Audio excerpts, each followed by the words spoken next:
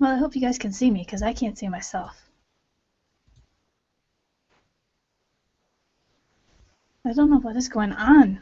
It's not like this is the first time I've done this. So I don't know why I cannot see myself, but at least you can hear me. I'm going to be changing the name of this Hangout, so if you see that it's different, that's why. Why can't I see myself?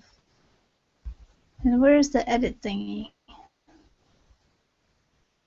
Cameraman? Maybe it's cameraman.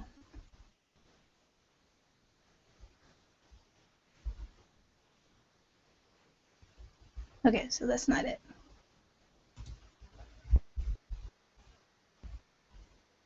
So anyway, I'm going to go ahead and get started even though I can't. That's turning up the volume. That might be a good thing. We should probably have it all the way up because I always talk so soft even though to me I'm talking loud. So, well anyway, I don't know what is going on.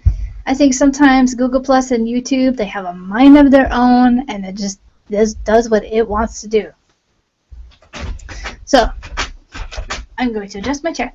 Now, I would like to talk to you about Mark 8:1-9. In those days, there being a great crowd, and they having nothing that they could eat, having called his disciples to him, he says to them, I have compassion. So I want to talk to you about compassion. He had compassion on the crowd. When was the last time you had compassion? As for myself, I really feel that Google Plus is my mission field. God has really blessed me so much. But if I had compassion for the friends I make and never shared with them the awesomeness of God, then what am I doing? I really believe that each of us has a mission field. It could be when you go to the store, when you go to work, and when you go to school. Sure, every place that you are going, you're not going to be pulling up a soapbox and preaching the gospel to every passerby. But we are certainly an example of Jesus when we are out in public, for that matter in private too. We cannot be a Christian in public and a non-Christian in our homes. That is exactly why people call Christians hypocrites. Did you know or realize that church crowds are the rudest on Sundays? For some reason, because people know they have to go to work, not get to, as the job is God's blessing, the next day, they become very agitated and impatient, and with everyone they meet.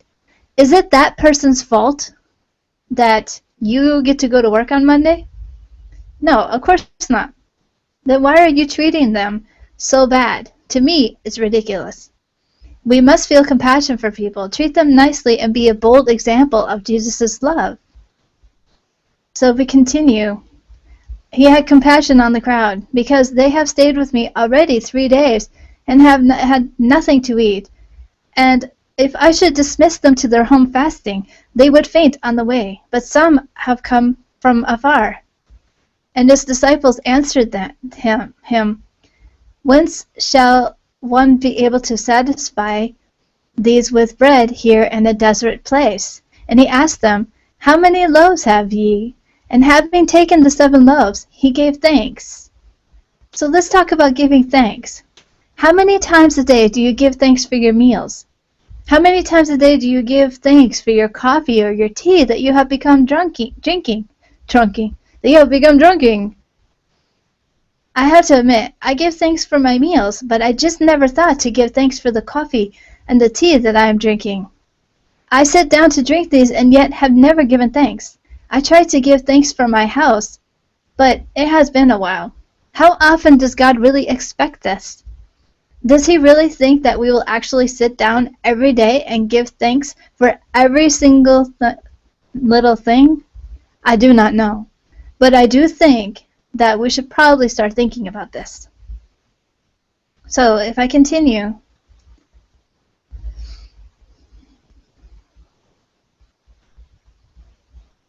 giving thanks. So it ends with, and they that had eaten were about 4,000, and he sent them away. So there weren't any restaurants, including McDonald's. They probably were better off. I mean, I like McDonald's, but, you know, it is crap. Self-sufficient. Doesn't God provide for us? So, self-sufficient. So if you look up self-sufficient on the dictionary, it's to be able to supply one's own or own needs without external assistance. The nation grows enough grain to be self-sufficient. As for myself, I very much prefer to be self-sufficient. Like, I can take care of myself. And, you know, there's a lot of people who aren't. Having extreme confidence in one's own resources, powers, etc. He was self-sufficient and always reminded you of it. So now, if you think about it, I would rather be God-sufficient, able to rely on God to provide for our needs without losing faith when it seems like events are not going our way. And number 2, having extreme confidence in God's resources, recognizing when God is providing. We need to put our trust in God, not man. We need to trust that He will provide for us. My mother told me a story the other day about someone she knows about someone she knows. He woke up one morning and he was getting ready for work, putting his boots on like he does every morning. Well, this particular morning, he noticed that his boots were really falling apart. He prayed to God that He would provide a cheap pair of new steel-toed boots for him. He then went to work. About mid-morning, his sister-in-law came by and told him that someone had given her a pair of steel-toed boots and could he use them. God provided a means for him. Of course, he probably didn't think that God would answer so quick. It doesn't always work like that. What can we contribute? We need to work to allow God to provide the means. God won't magically just provide everything we need. I think this makes our trust and respect greater for God. I think that God would just be disrespected and abused if God just gave everything that people needed at the flick of a request. God is not a genie in a bottle. Life is not the Disney movie Aladdin. There are people in the world that need our help. We need to find a way to help them, but we need to ask God to be with them. If we give them a sandwich to the homeless, but we don't tell them about God, what good are we really doing them other than giving them a full stomach? We cannot just provide for their needs and not tell them about the source. People will get the idea that they need to put their trust in man and not God. God has given each of us a talent. Some of us just had not discovered it yet. Some of us think that our talent is not big enough for God. This is not true. The Bible talks about that if we have faith as big of a mustard seed, we can move mountains. Well, I think the same could be true for talent. If we have one talent and it's very small, we can still do great things. We can still do great things. We need to ask God to give us the means to do it. Don't doubt the power of God. He did not magically feed 4,000 people, and He won't magically give you the ability to make a difference in someone's life.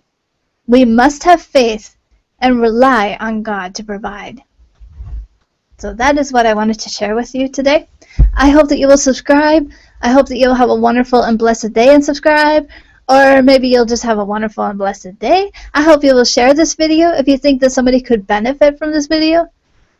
Or just have a blessed and wonderful day. Bye-bye.